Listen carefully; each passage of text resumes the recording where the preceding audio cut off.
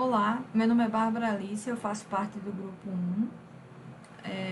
Vou apresentar os tópicos 4, 5, 6, 7 e 8, referentes ao projeto de parque eólico, pedido como avaliação, segunda avaliação da disciplina de produção de energia elétrica. Então, como foi feita a seleção do lugar? O tópico 4 seria o memorial descritivo e de cálculos. Dentro do tópico 4 temos a seleção do lugar. Então, como foi feita a seleção do lugar? Né?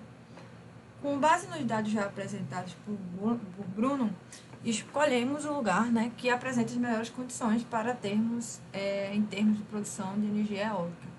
Então, analisamos particularidades do terreno, obstáculos encontrados dentro desse terreno, um exemplo como rugosidades nas imediações, redes elétricas próximas a este terreno e o impacto ambiental necessário para a construção do parque, tendo em vista que iremos procurar um local com menor impacto ambiental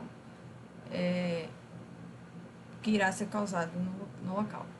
Então, baseado nos dados, né, escolhemos a instalação do parque eólico na região da cidade de Riachuelo, que iremos observar que ela é uma região de fácil acesso físico a rodovias e a uma rede de transmissão de 132 kV.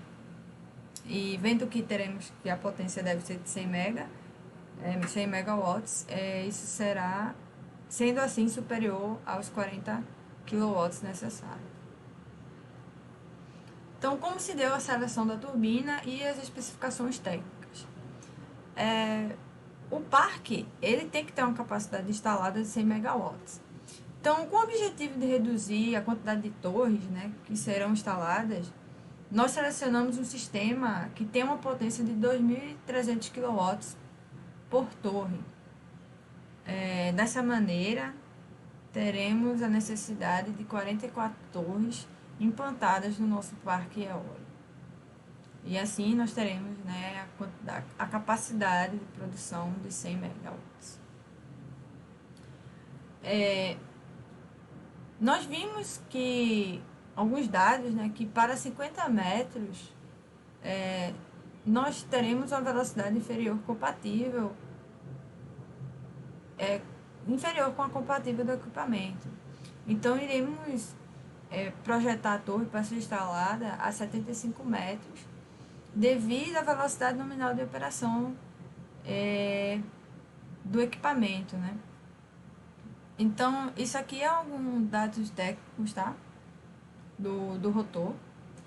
O modelo escolhido foi a Enercon E70, né? Com a potência nominal de 2.300 kW, como já citado antes. Alguns dados, né? Como a altura do rotor, 75 metros, número de pás, e alguns dados mais específicos que poderão ser vistos na tabela 4, no próprio relatório entregue por nós. Com esses dados, né, podemos fazer alguns cálculos e ter a seguinte estimativa de produção para cada turbina. A tabela 5 representa esses dados. Né? Então, basicamente, temos dados de velocidade de vento, potência gerada, quantidade de horas, né, e a potência de energia em quilowatts. Então, assim, com esses dados, nós temos a seguinte produção anual para uma turbina. Né? Temos uma produção para uma turbina de 100,2 megawatts, tá? E uma produção anual do parque, né? Se multiplicarmos isso aqui por 44, teremos um total de 272,5, aproximadamente 0,5 megawatts. Podemos ver que iremos dobrar a intenção de quadruplicar a quantidade de produção pedida no início do projeto. Figura 4. Esse dado aqui, ele representa, foi tirado da fonte Enercon, e representa a velocidade do vento vezes a altura do hub. Então, podemos ver que com a velocidade do vento em 15 né, metros por segundo, Com altura de 0,6, nós teremos a potência nominal de 2.300 kW. Né? Isso aqui mostra mais ou menos a produção do rotor escolhido. Em seguida, né, nós temos alguns desenhos, plantas e diagramas feitos para localização e montagem das torres eólicas. Na figura 5, nós temos o limite de criação do parque e a área de emissão sonora do parque. Então, é possível perceber que os habitantes não serão impactados com a emissão sonora do parque. A figura 6, ela destaca outros pontos muito importantes da localização do parque, que é a proximidade com a rodovia e a proximidade com a linha de tensão de 182 kV. E também destacamos a área de influência das sombras das turbinas, que ficam longe também dos habitantes, assim como a influência, né, dos efeitos sonoros. O que só mostra e reforça a boa escolha do local para a implantação do parque. Chegamos no item 6, que é o orçamento. Então, o orçamento nós quebramos em algumas etapas que serão feitas para a produção e criação do parque. Então, sendo a primeira os acessos. Então, será necessário gastar, né, dinheiro para desmatar e remover uma camada superficial do terreno, escavar alguns aterros, construção de aquedutos e drenagens para as águas da chuva, entre uma camada também de subbase e uma base agregada britada, tá? As valas, que é por onde nós teremos os cabos elétricos, lajetes, cais de visitas e alguns marcos de sinalização. A torre eólica e gerador, já foi definido, né, qual seria o aerogerador. E nós teremos que utilizar uma torre de sustentação compatível. No edifício de comando também, onde basicamente iremos criar uma moradia, mas lembrando que essa moradia irá compor equipamentos elétricos e por isso teremos um grande aumento no preço do edifício de comando de subestação.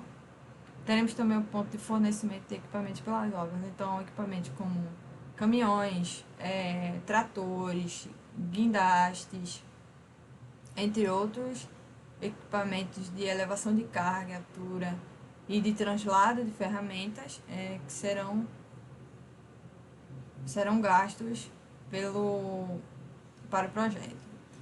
O ponto 6.7, que seria a recuperação paisagística. Então, tem um ponto legislativo, né? E dessa maneira, o impacto ambiental que nós causarmos na área, nós deveremos investir de volta em reflorestamento da região próxima ao parque, também na cidade.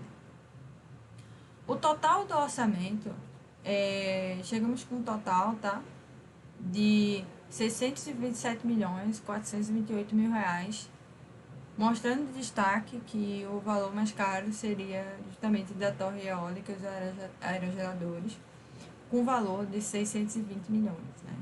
E os outros itens são bem menores, dando um total assim de 627.428.000 reais.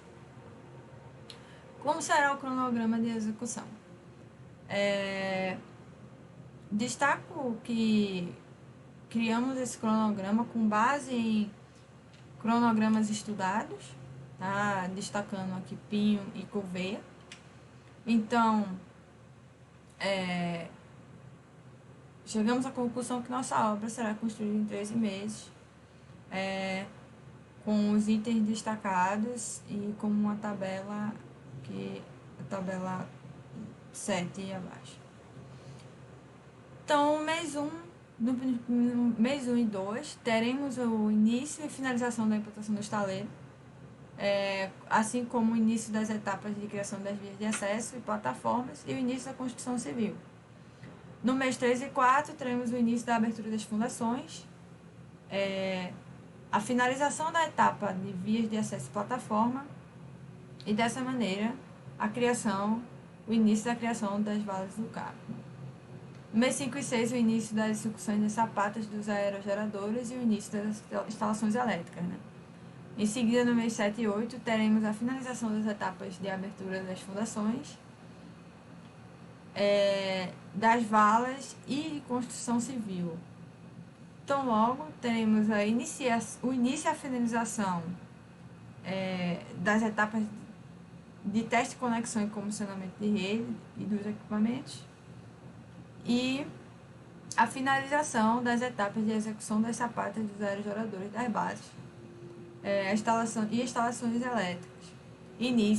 Consequentemente, início das etapas das montagens dos aerogeradores, comissionamento dos aerogeradores e também o início da retirada do canteiro de obras e início da operação comercial, tendo em vista que a parte mais de construção mais pesada, que é a etapa de execução de sapatos dos aerogeradores da base, foi finalizada. No mês 11 e 12, nós temos a finalização das etapas de montagem dos aerogeradores e também do comissionamento dos aerogeradores e também da retirada do canteiro de obras e início da operação comercial e inicialização da etapa de trabalho de recuperação paisagística. Chegando no mês 13, com a finalização da etapa de trabalho de recuperação paisagística e a finalização da construção do parque eólico. Aqui temos uma tabela 7, certo? Que demonstra o cronograma e o esquema tabular de cores. Então, podemos ver quantos meses iria demorar cada etapa e relacionar ela com o início de outras etapas. No item 8, temos o atendimento às normas e legislações. Para o ponto 8.1, estudos ambientais e licenciamento ambiental, com os estudos, percebemos que, primeiro, deveremos fazer um estudo prévio de impacto ambiental e, em seguida, um relatório de impacto ambiental para, então, poder obter a licença prévia ou a licença de localização. E, em seguida, para ser possível instalar os equipamentos, é necessário a licença de instalação, que só conseguimos através da aprovação do projeto de microcity, que é feito pelos órgãos competentes, ambientais competentes. E a instalação dos equipamentos do parque eólico só será efetuada se tivermos a licença de operação. E essa licença ela só vem depois de todas as licenças já citadas, com todas as licenças já citadas obtidas. A legislação que iremos levar como base para a criação desse parque será a resolução normativa N876 da ANEEL, que estabelece os procedimentos necessários para autorização, exploração e alterar a capacidade também, além disso, alterar a capacidade instalada de centrais geradoras eólicas. Então, por fim, temos algumas referências utilizadas para a criação desse relatório, que representa a criação de um parque eólico, e chegamos ao fim da apresentação. Obrigada.